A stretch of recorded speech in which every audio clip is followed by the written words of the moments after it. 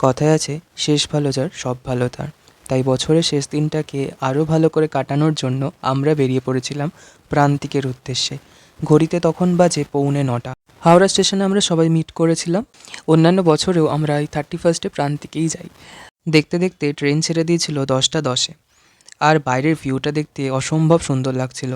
প্রথমটা একটু ঘুমিয়ে পড়েছিলাম, তারপর একটু গ্রামের সাইডের উপর দিয়ে যখন ট্রেনটা যাচ্ছিল দেখতে খুবই ভালো লাগছিল। তারপর আমরা গিয়ে ওখানে পৌঁছালাম 1টা নাগাদ বোলপুর স্টেশনে। এবছরে আমরা বোলপুর স্টেশনেতে নেমেছি, অন্যান্যবারে প্রান্তিক স্টেশনে নামি। এবারে বোকার মতো প্রথমে বুঝতেই পারিনি যে বোলপুরে নামছি। তো তখন হঠাৎ করে খেয়াল পড়লো যে আচ্ছা, এত কিছু তো প্রান্তিক স্টেশনে ছিল না, প্রান্তিক স্টেশনটা তো খুব ছোট। তারপরে ভালো করে খেয়াল করে দেখলাম যে এটা বোলপুর স্টেশন। তারপর ওখান থেকে আমরা সবাই টোটো করলাম, করে আমাদের লাগেজ নিয়ে বেরিয়ে পড়লাম রিসর্টের দিকে। যে রিসর্টে বছরে থাকবো সেখানেই প্রত্যেকবার গেলে আমরা ওখানেই থাকি।